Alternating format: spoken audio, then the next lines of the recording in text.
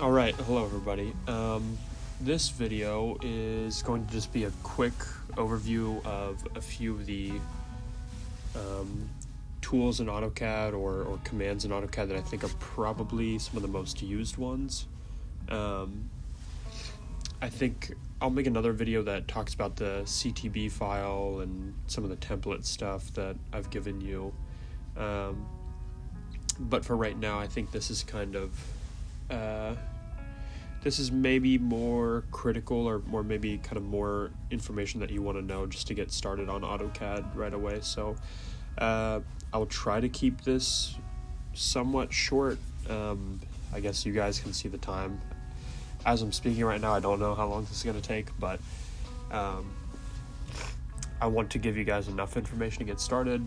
But I think, as always with any of the computer stuff that we're going to do in architecture school, I think your best teacher for computer programs is going to be YouTube,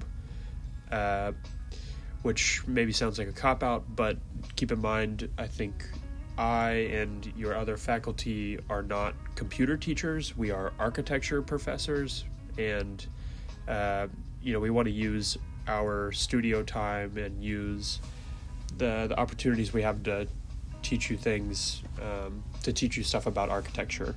And that does not necessarily mean teaching you how to use AutoCAD. There are better resources for that,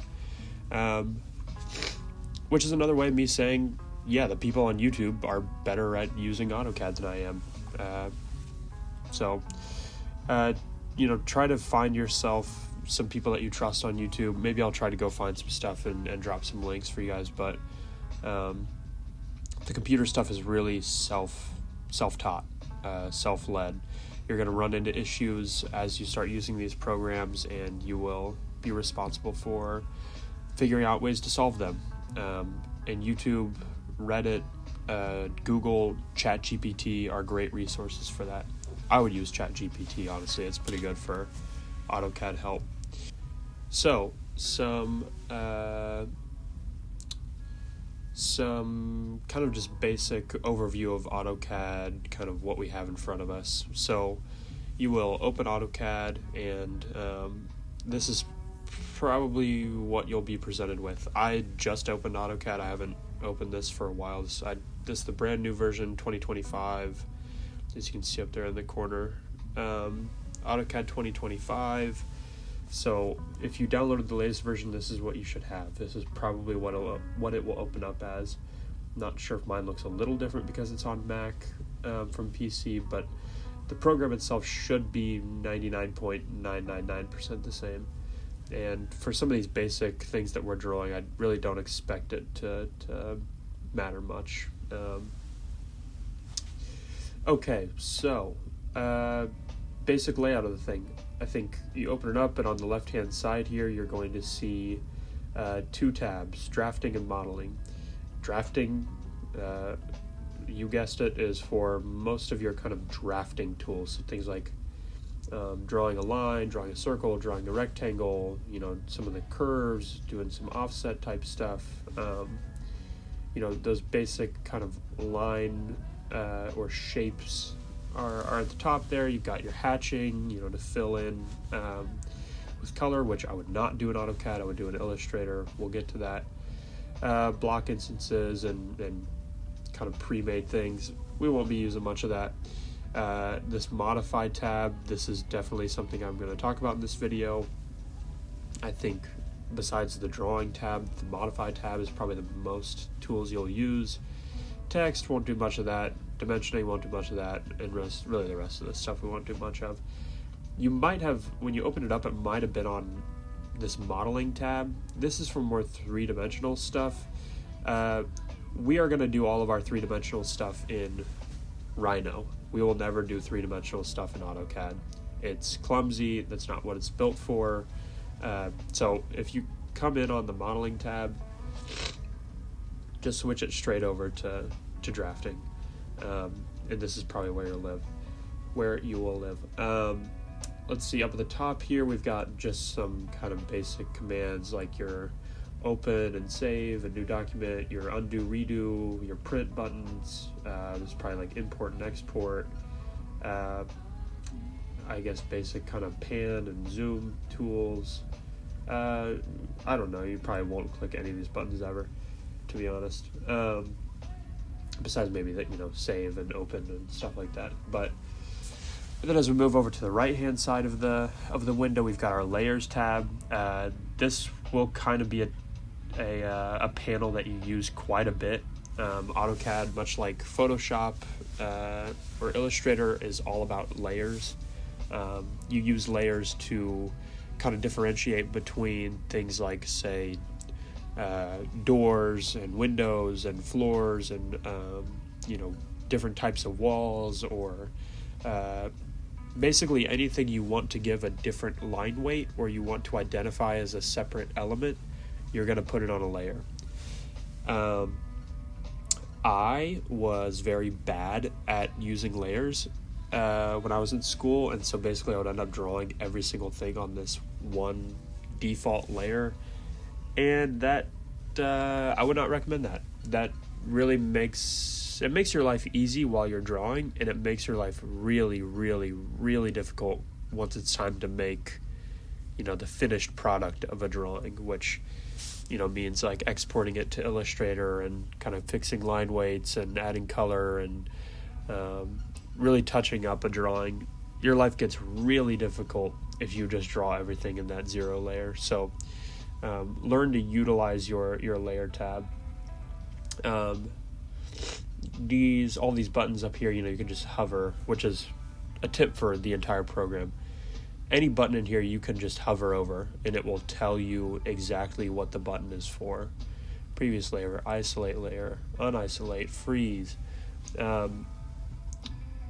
Especially in this kind of beginning phase of using AutoCAD, test out what these things do. They're pretty self-explanatory, a lot of them are, and they even have little descriptors down there, but test them out while it's pretty low risk and see what they do.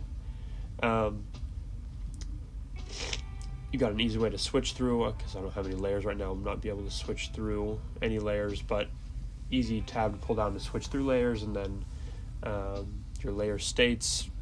I've never used layer states. I don't really know what they do, which when I say that, I think probably means you could get by without really learning what they do too. This program has lots of bells and whistles. You don't have to feel like you have to learn every single one of them. Your layers here, in order to make a new layer, it's down in this bottom left. I think that's a good thing to know. Come in here, make a new layer. We'll call this one layer 1, sure. Hit enter. You can change the color of the layer here. And there's some other settings here like line weight and line type as well. And then you can turn off or on certain layers with the visibility there. You can see the eyeball visibility. There's a search bar for the layers. Once you get like 50 layers in here, it'll make sense why you need to search for a layer. And then finally down here, so we've got our drafting tools. We've got some of those just basic buttons up here. We've got our layers, and then finally in the bottom right here, we've got our properties panel. This properties panel is kind of just your catch-all for any sort of property adjustment you want to make to a line or a shape or an element that you have selected. It's kind of if you want to modify something that you have selected, chances are that modification is going to happen in the properties panel. This properties panel, these words will change depending on what you've drawn and selected. Another important part of the kind of AutoCAD window that might get overlooked if you're not paying attention are all of these buttons down here, these 10 buttons or however many there are down here. These little buttons are kind of like quick toggle switches to turn on and off certain drawing guides or drawing help or kind of little efficiency things, toggle on and off. So for example, grid display, you can toggle that on or off. You can kind of maybe see that grid that's on my screen disappearing and reappearing when I click that button on or off. Snap mode will snap, I believe, snap my cursor to a certain grid. Maybe I don't have my grid set up. I think ortho mode, this button right here that my mouse is over right now, this needs to be your friend. Ortho mode basically puts, it's the equivalent of putting a T-square and a triangle on your screen. So now when I engage ortho mode and I go to make a line, I can only go up or sideways or down or left. It keeps me at that 90-degree angle. So when I have that off, I come back down here and click that off, and I go to make a line. Now you can see my line can go anywhere. So we always want to default to ortho mode, typically, because what'll happen, and I don't want to get too into the weeds of this, but what'll happen is you will be drawing what you think is a rectangle. I hope this wouldn't happen, but you'll be drawing what you think is a rectangle, and when you really start to get in there and work with it more, you realize like, oh, this is not a right angle here, and this is not a right angle here. And so when I'm trying to line things up, this wall is going to be shorter than this wall, and it just creates a lot of chaos. So try to always default to using ortho mode when you draw. I think the maybe other big one, let's see. Other big one I want to point out, a couple big ones I want to point out, are these two, object snap and object snap tracking.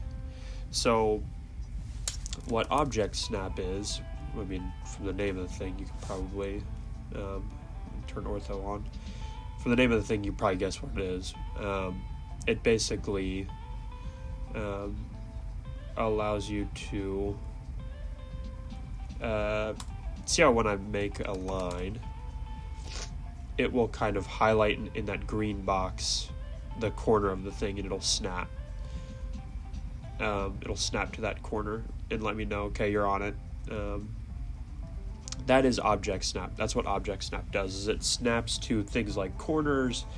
You can set it to snap to things like midpoint or the center of an object or kind of an extension of an object. You can use object snap to keep stuff aligned. It's really all about keeping stuff aligned. The other button here, this object snap tracking, which is right next to object snap, you probably saw it happen as I was drawing.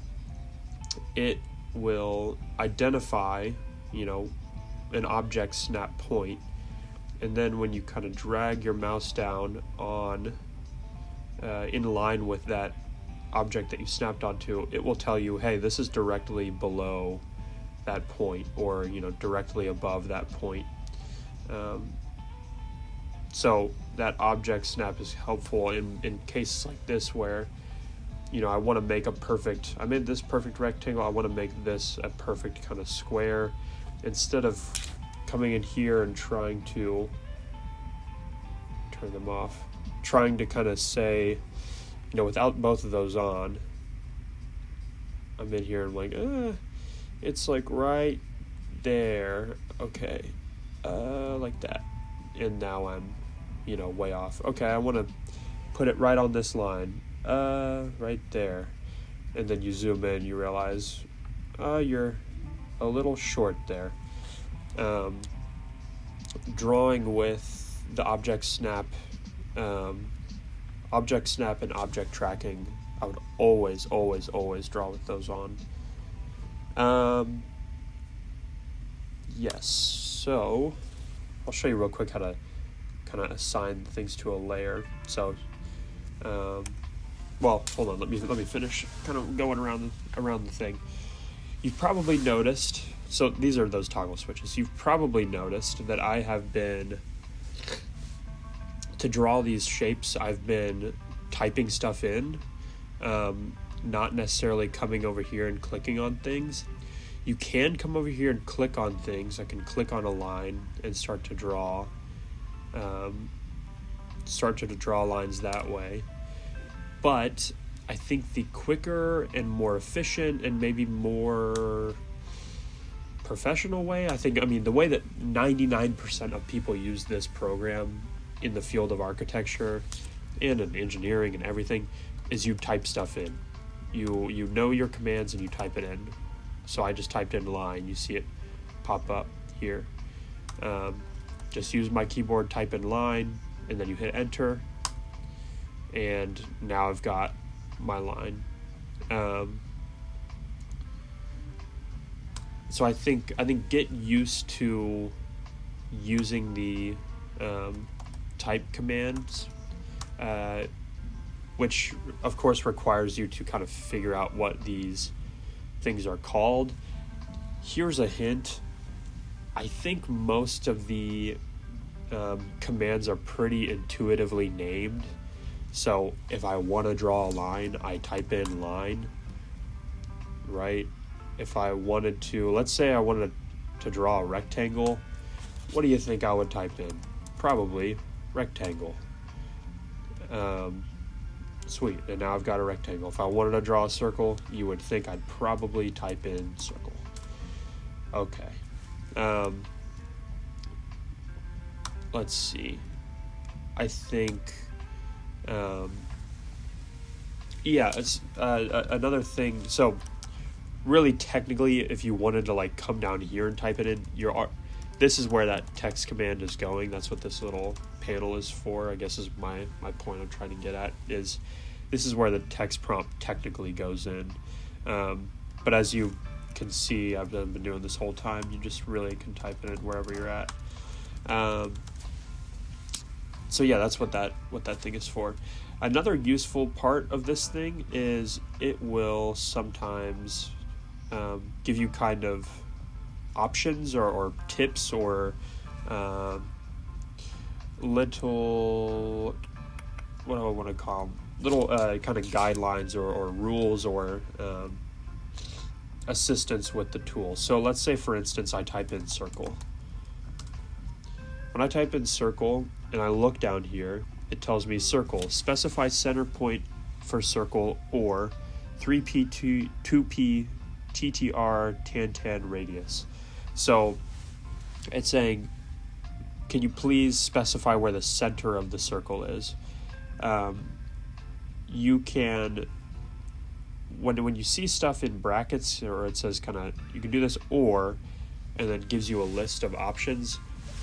That's saying if you want to type in, if you want to do a different version of the circle tool, you need to type in one of those three options: 3p, 2p, or TTR. So I'm guessing that means 3.2 point and then tangent radius, obviously.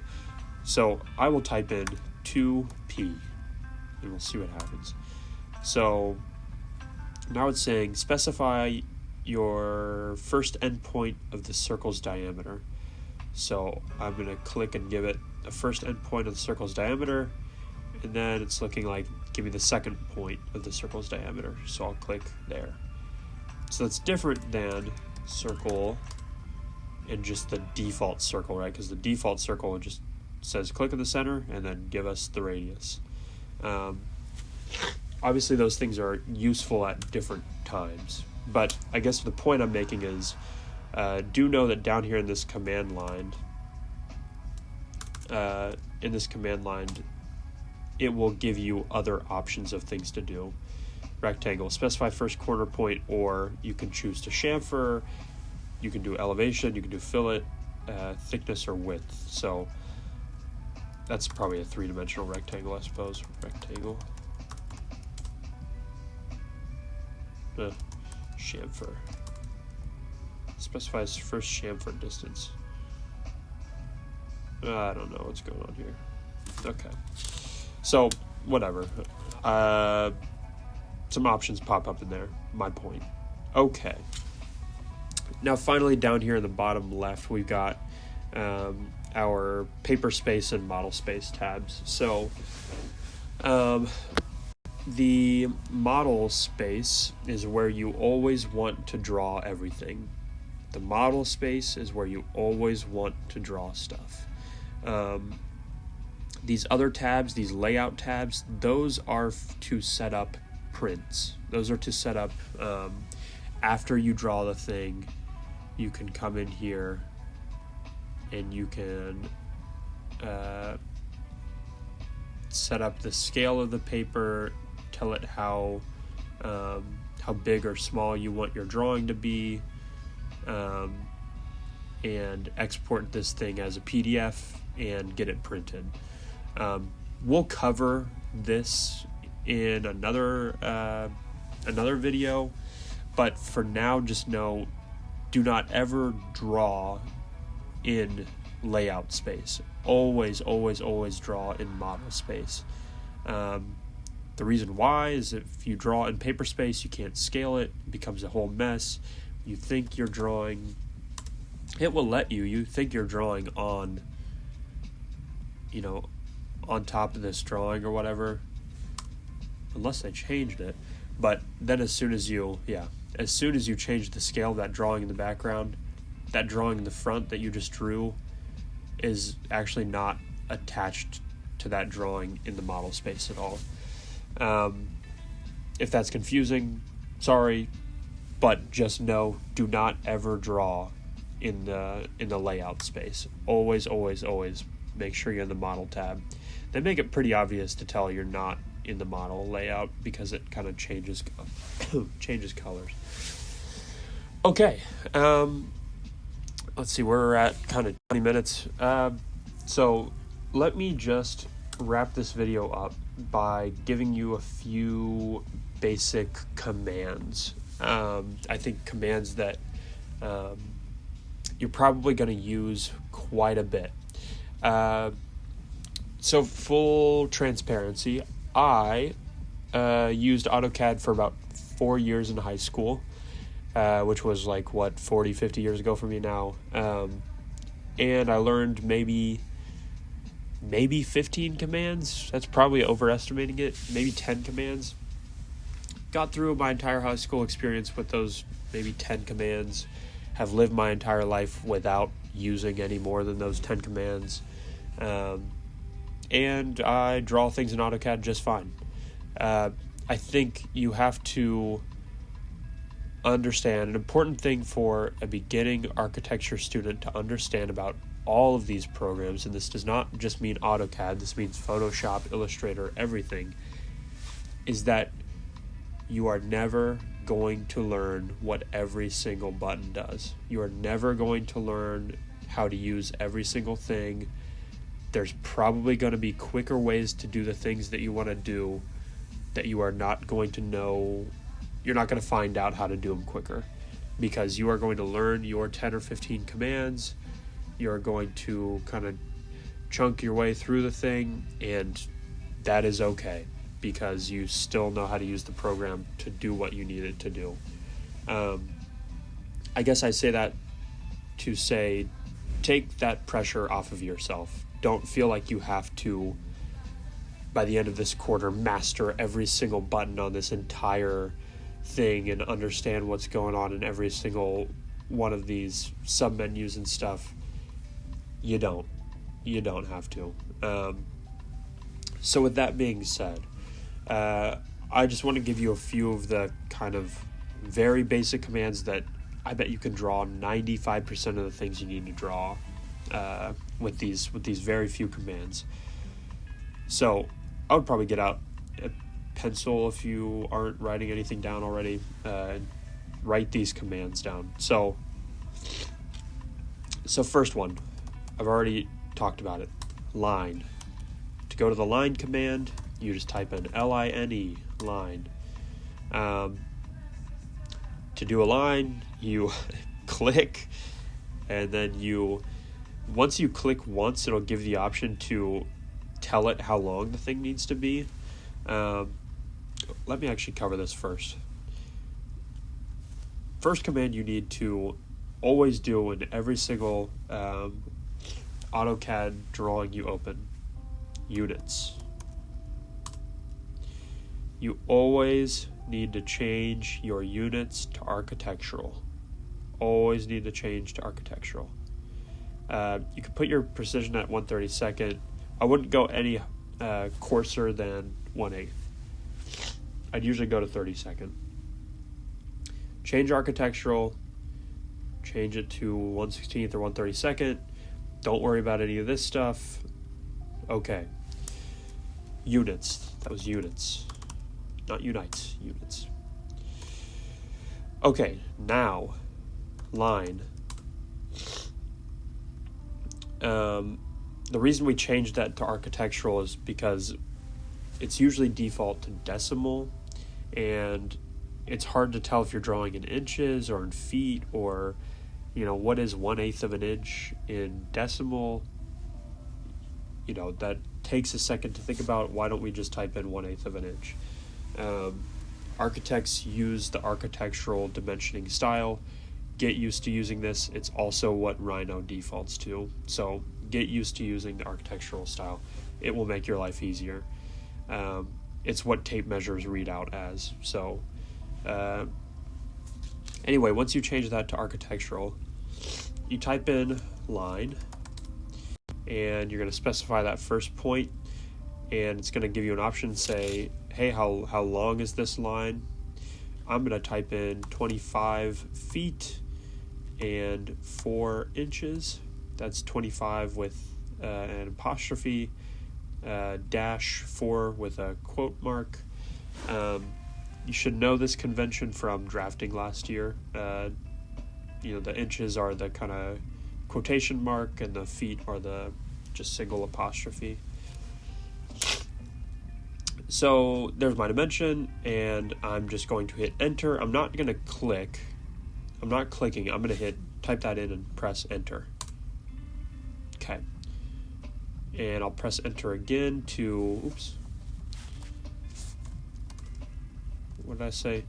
25 feet, 4 inches, enter. I'm going to press enter again to release that command. Now I have a 20, you can look over my properties tab. I have a 25 foot, 4 inch length line. That's how you are going to draw things to a specific dimension. So say that you went to your site the other day and you found out that your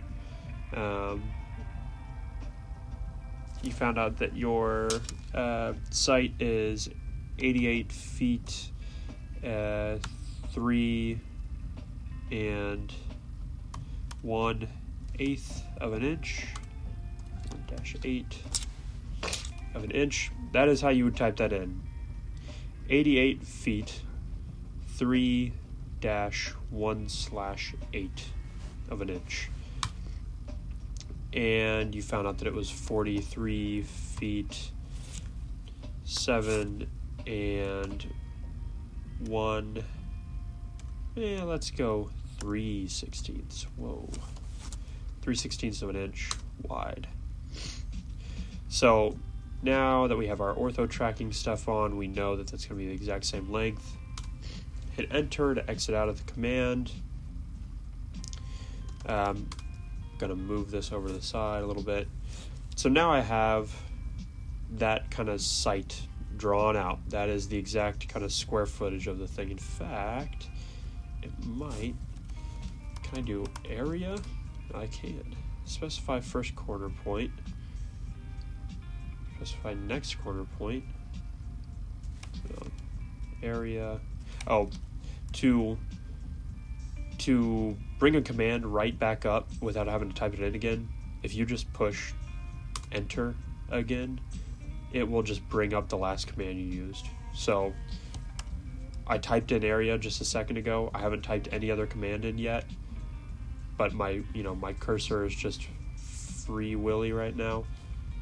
If I just hit enter, it brings up area right back. So let's go corner to corner to corner to corner. And my area is 3,848 square feet. You can see it. Well, you can maybe see it on that little command panel thing. So there's my site. Of course, I'd want to draw the kind of buildings next door. Here are those things. You touch these things up with color and Illustrator and stuff like that. We'll get to that. But, you could tell how, let's say I want to start drawing my building, you can tell how really quickly you can start kind of drawing some sort of thing that resembles architecture. So I've covered line. I briefly showed you guys move. Move is pretty self-explanatory, right? You can select the things. By the way, to select stuff, you click, do not hold, just click once, and you drag and click again, and then it will select whatever's in your thing. There's a difference between going this way and getting a blue box and going the other way and getting a green box. The green box selects everything it touches. The blue box selects everything that's inside of it. So you can select a thing, type in move, enter, and now I can move stuff around. The precise way to use the move is to select stuff, move.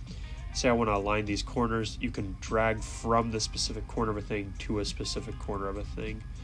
Let's see. Yeah. And so now it snaps perfectly to that corner. Command Z to undo, or you can push here to undo, but I would do Command Z. So we talked about move, we talked about align, we can talk about copy. I think copy is probably pretty self-explanatory, but copy just CO, or you can type in COPY, but shorthand is CO. Just type in the word, what do you want to do? Okay, it's asked me to select the objects, I selected them. Specify the base point, meaning where you want to copy kind of from, which there's a ton of clever ways to use that, by the way. You can copy from a point that's not even the object itself. So if for some reason I wanted to move this perfectly this amount of gap, now I can copy it there, and I've got that exact gap from this side transferred over to this side. For whatever reason I would want to do that, I don't know. But you can use copy in a lot of clever ways. So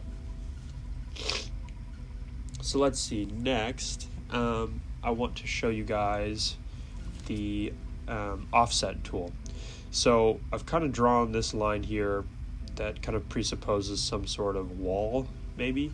Of course, we know walls in floor plan have to be a double line, right? We show the wall thickness when we draw architecture in floor plan and section and everything.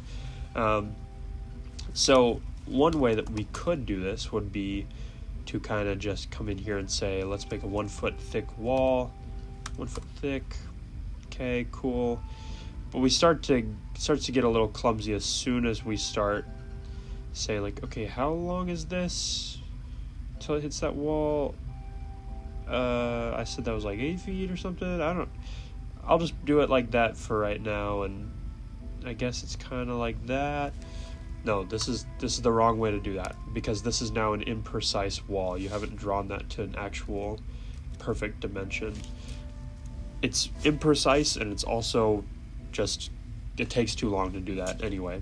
The quick way to do that is type in the word offset, just like the Migo.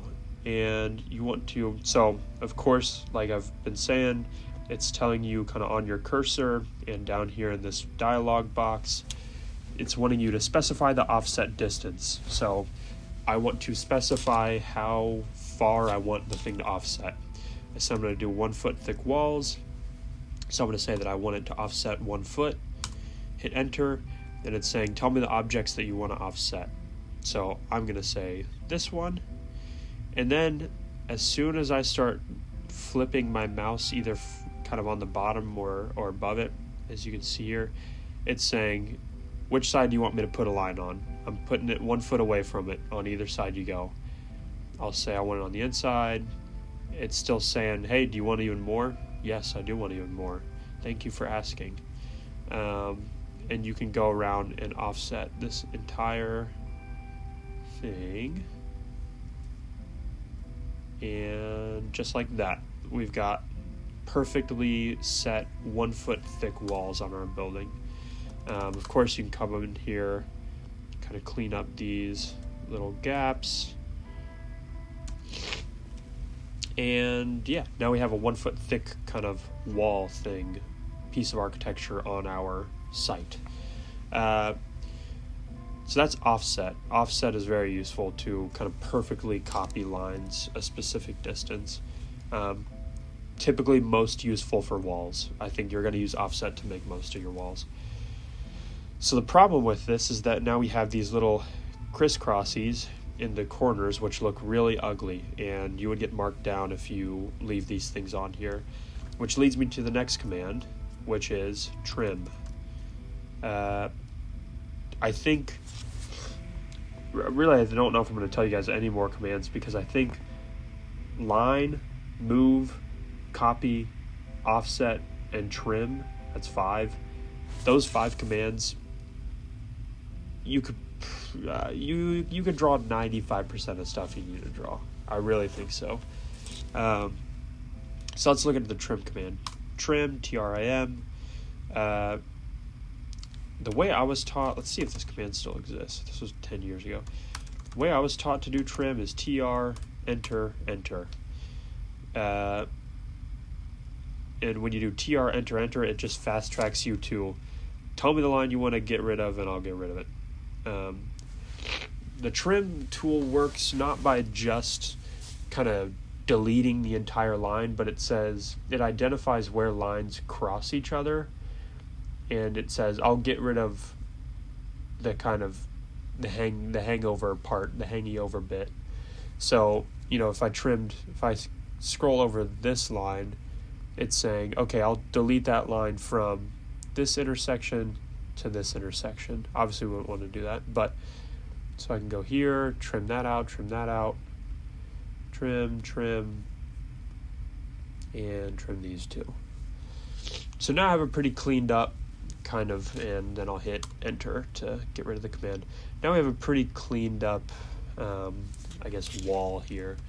Of course, you could think of other ways to use the trim command too. Let's say I want to make kind of a big hole in the wall back here. I'll just draw those 2 lines, or, let's be precise. Let me do rectangle, and let me do a line, and put one here. Let me do a 20-foot opening and bring it back up. So now I know that these 2 lines are 20 feet apart. Could also use the offset command for that. But I've made these lines intersect here. So now I know when I do trim, TR, enter, enter, and I come here and click these. Now I know I've just made a perfect 20-foot opening in that back wall. Of course, you could line up and say, okay, I wanted that 20-foot opening to be 2 feet from this edge, so I draw from here 2 feet, and then go 20 feet over from that. And now, you can kind of see how that starts to work. I think the way that I like to use it is really you always want to kind of go from a corner of a thing, and let's draw down. I want an opening 10 feet, or I want a wall 10 feet down from this, so I'll go 10 feet, and then I'll come over into the thing. I'll draw my line that I want for my wall. I forget how to make it not snap to only the corners. There you go. So if you right click on your object snap, or what is it? Yeah, right click, the kind of option click or whatever on your object snap button, you can select the certain things you want it to select to. So you can do things like uncheck the endpoint when you're trying to do something like I'm doing right now. You can also select a parent intersection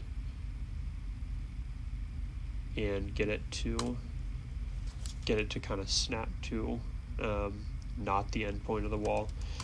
But then we'll come in here, tr, enter, and saying enter reminds me of pizza, like the Little Caesars thing.